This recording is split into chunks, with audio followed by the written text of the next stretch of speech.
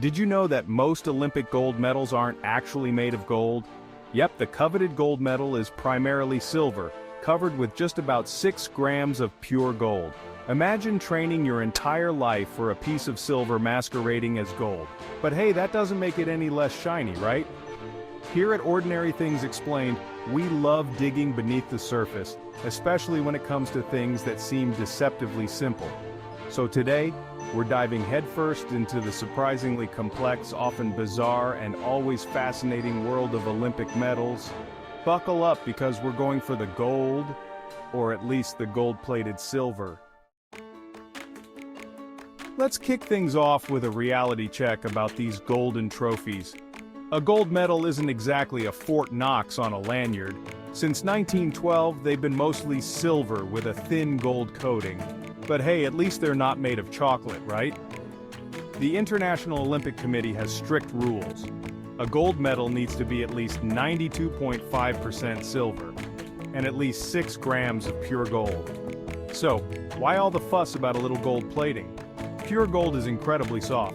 Imagine an Olympian biting down and their teeth sinking through. Not the triumphant image we expect, plus the cost of solid gold medals would be immense.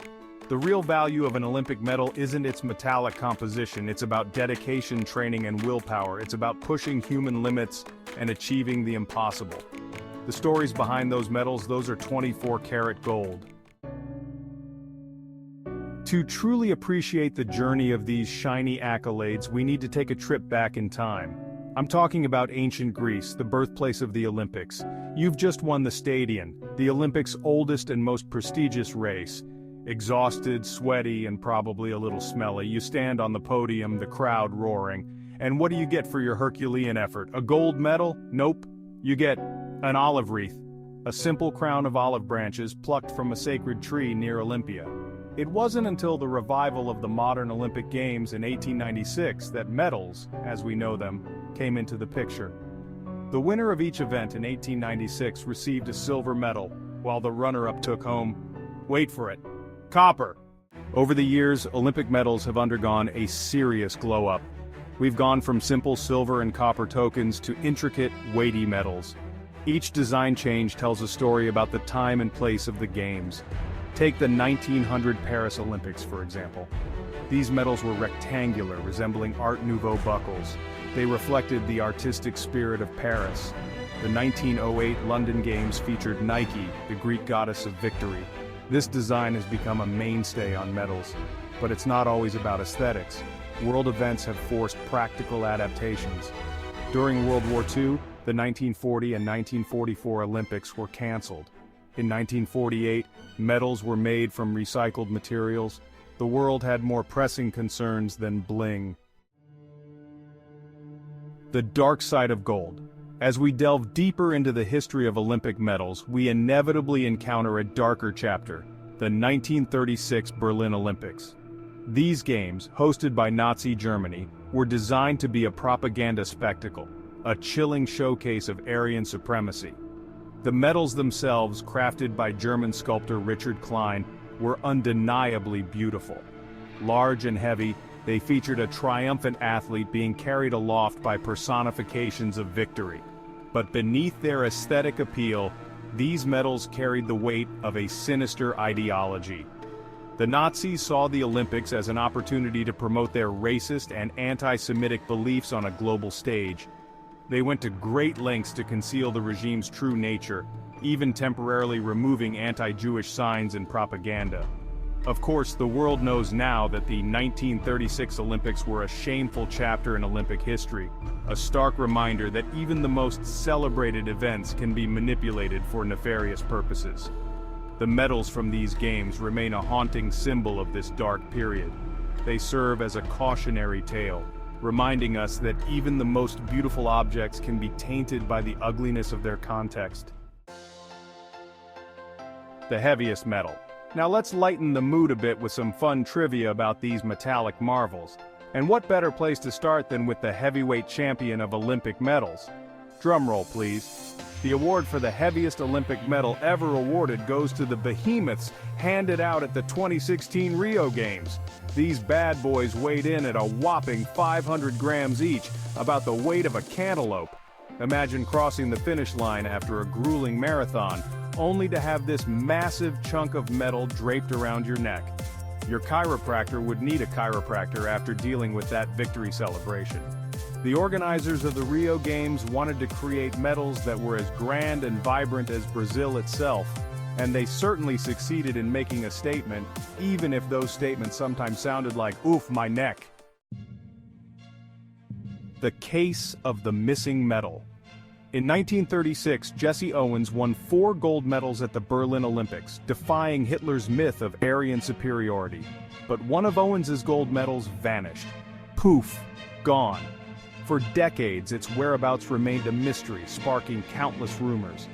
Then in 2013, it was found in an attic, tucked inside old running shoes, forgotten for years. Owens had given it to a friend, a dancer and actor, as a token of gratitude. The moral? Always check your old shoes, folks.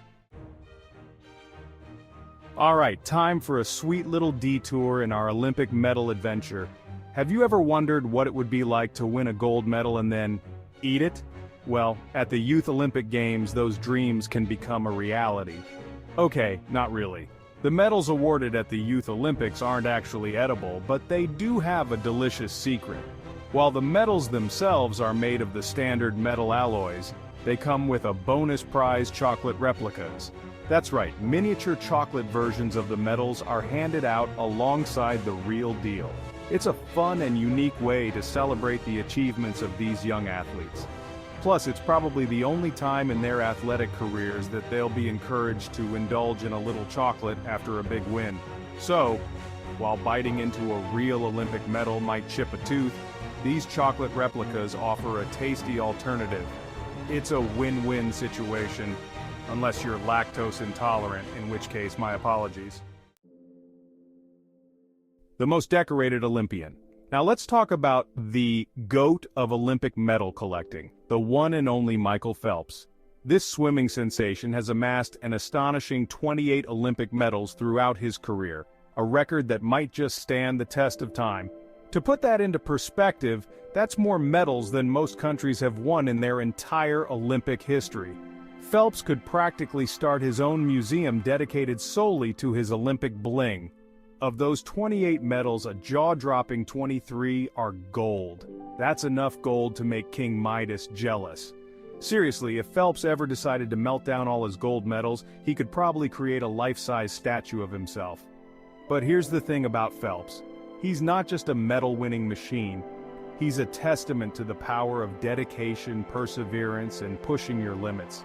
He's inspired countless young athletes to dive into the pool and chase their dreams. So yeah, Michael Phelps has a lot of medals, but more importantly, he has a legacy that extends far beyond the podium.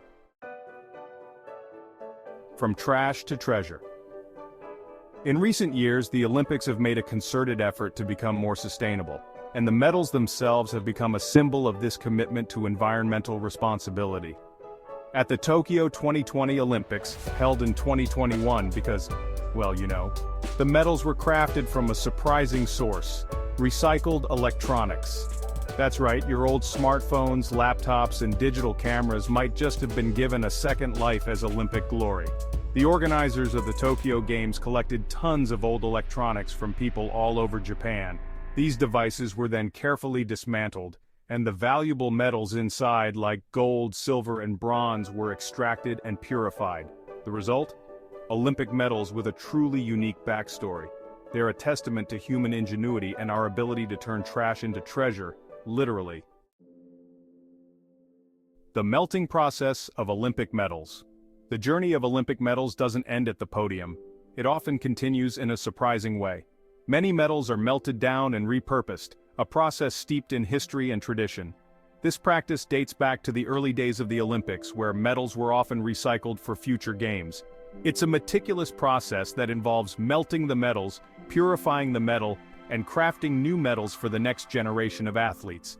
This cycle of melting and remaking symbolizes the enduring spirit of the Olympics. So the next time you see an athlete standing on that podium, remember that the medal they hold may carry the legacy of past champions.